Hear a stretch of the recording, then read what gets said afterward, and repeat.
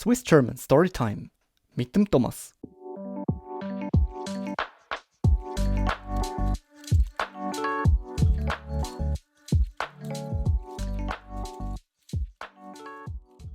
Hallo miteinander und willkommen zu einem neuen Podcast hier auf Swiss German Storytime.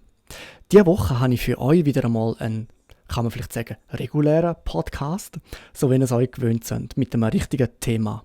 Und zwar geht es in der heutigen Folge ums Fürstentum Liechtenstein. Oder Liechtenstein? Liechtenstein. Das Fürstentum Liechtenstein. Und zwar habe ich mich selber auch schon oft gefragt, wie ist es eigentlich dazu gekommen, dass so ein kleines Land, so ein kleiner Staat, eingeklemmt zwischen der Schweiz und Österreich besteht. Wie ist überhaupt die Geschichte von dem Fürstentum? Und vielleicht wisst ihr da, ich bin ein riesiger Burgenfan und darum mache ich eigentlich auch sehr viele Podcasts über Geschichte und historische Sachen. Und Schloss Vaduz ist wirklich wunderschön. Leider kann man nicht ins Schloss rein, aber von außen ist es wirklich super malerisch gelegen, super schön zum Anschauen. Und da hat mich natürlich schon immer fasziniert.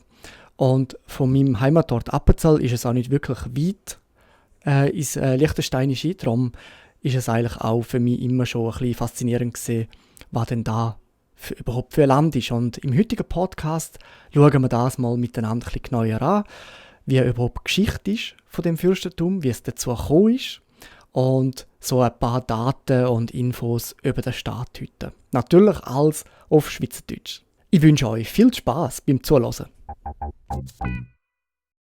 Das Fürstentum Liechtenstein, vom Mittelalter bis heute. Das Fürstentum Liechtenstein existiert schon seit über 300 Jahren und liegt zwischen der Schweiz und Österreich. Es ist kein erobertes Gebiet und ist auch nicht durch einen Friedensvertrag nach einem Krieg entstanden. Sie ist damals von den Fürsten von Liechtenstein gekauft worden und die haben dem Land ihren Namen gegeben. Aber wieso haben die Fürsten von Liechtenstein ein eigenes Fürstentum wollen? Im Zeitalter vom Absolutismus ist Europa von Königreichen, Herzogtümern und Fürstentümern geprägt gewesen. Die Fürsten von Liechtenstein sind wohlhabend gewesen, haben aber kein Mitspracherecht im Reichstag vom Heiligen Römischen Reich gehabt. Zwar ist der Karl von Liechtenstein 1620 zum Reichsfürst ernannt worden, aber ein Sitz im Reichstag ist unmittelbar an den Besitz von Reichsgebiet gebunden gewesen. Die Ländereien der Liechtensteiner zu Böhmen, zu Mähren und Österreich sind jedoch dem Habsburger König unterstanden. Auf der Suche nach einem solchen Gebiet ist der Johann Adam Andreas von Liechtenstein am Alpenrhein fündig geworden. Dort sind die Herrschaft Schellenberg und die Grafschaft Vaduz gelegen, wo in einer schlechten wirtschaftlichen Lage sind. Der Fürst hat hier eine Chance gesehen. Der Erwerb von diesen Gebieten will ihm den ersehnten Platz im Reichstag verschaffen. Das 17. Jahrhundert war für die Region um Vaduz und Schellenberg eine schwierige Zeit gewesen. Die Pest hat viele Todesopfer gefordert. Der 30-jährige Krieg hat Hunger gebracht und zahlreiche Menschen sind der Hexenverfolgung zum Opfer gefallen. Dazumal haben Gebiete der Grafen von Hohenems gehört. Besonders der Graf Ferdinand Karl von Hohenems hat willkürlich regiert und hat sich stark verschuldet. Sein Bruder, der Jakob Hannibal, wo ihm der Nachfolger war, ist ebenfalls unbeliebt gewesen. Nach Beschwerden der Bevölkerung hat der Kaiser ihn abgesetzt und hat das Gebiet unter Zwangsverwaltung gestellt. Weil die finanzielle Lage der Hohenemser schlecht war, ist entschieden worden, Schellenberg zu verkaufen. Mehrere Interessenten haben sich gemeldet, darunter auch kirchliche Würdenträger, wie zum Beispiel der Fürstabt von St. Gallen oder der Bischof von Chur. Doch der Johann Adam Andreas von Liechtenstein hat die höchste Summe geboten: 115.000 Gulden. Im Jahr 1699 ist er offiziell der neue Besitzer von Schellenberg geworden. Zu der feierlichen Huldigung hat er aber nur einen Vertreter geschickt. Der Fürst selber hat sein Land nie mit eigenen Augen gesehen. Mit Schellenberg allein ist das Ziel noch nicht erreicht gewesen, weil es als zu unbedeutend gegolten hat, um einen Sitz im Reichstag zu bekommen. Doch der Fürst hat sich vorsorglich ein Vorkaufsrecht auf die Grafschaft Vaduz gesichert. Erst 13 Jahre später hat sich die Gelegenheit geboten, Vaduz zu erwerben. Die Kaufsumme von 290'000 Gulden war schon ausgehandelt. Nach dem Kauf ist am 9. Juni 1712 eine Huldigungsfeier abgehalten worden. Die männlichen Einwohner im wehrfähigen Alter mussten einen Eid auf den neuen Landesherr ablegen. Allerdings haben sie zuerst Bestätigung von ihrer bisherigen Rechte und Freiheiten verlangt. Auch wenn das Haus Liechtenstein jetzt 2 reichsunmittelbare Gebiete besessen hat, ist es noch mehrere Jahre gegangen, bis die offiziell vereinigt worden sind.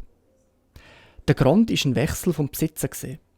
Nach dem Tod von Johann Adam Andreas ist das Gebiet zuerst an seinen minderjährigen Nachkommen gegangen, später an Fürst Anton Florian. Am 5. September 1718 hat eine erneute Huldigung stattgefunden, doch wieder ohne die Anwesenheit vom Fürst. Kurz darauf, am 23. Januar 1719, hat der Kaiser Karl VI. Die Vereinigung von Vaduz und Schellenberg zum Fürstentum Liechtenstein erklärt. Damit ist Liechtenstein offiziell ein eigenständiges Fürstentum innerhalb vom Heiligen Römischen Reich gewesen. Wo denn der Napoleon 1806 den Rheinbund gegründet hat und sich das Reich aufgelöst hat, ist Liechtenstein ein souveräner Staat geworden. Nach der Auflösung vom Zoll- und Steuerverein mit Österreich 1919 hat sich Liechtenstein zunehmend mehr der Schweiz zugewendet. 1923 ist ein Zollvertrag unterzeichnet worden, wodurch das Land ein Teil vom Schweizer Zollgebiet geworden ist. Seit 1924 ist der Schweizer Franken die Landeswährung und ein offizieller Währungsvertrag ist 1980 gefolgt. Es besteht eine enge Partnerschaft mit der Schweiz und die Grenze zwischen Österreich und Liechtenstein wird durch das Schweizer Grenzwachkorps überwacht. Aber auch mit dieser engen Partnerschaft behaltet Liechtenstein seine Souveränität. Liechtenstein ist einer der kleinsten Staaten der Welt. Mit rund 40'000 Einwohnern ist es das kleinste Land im deutschen Sprachraum. Die Amtssprache ist Deutsch, wobei die Bevölkerung verschiedene liechtensteinische Mundarten redet, wo in ihrer grossen Mehrheit einer mittelalemannischen-hochalemannischen Übergangsmundart angehören.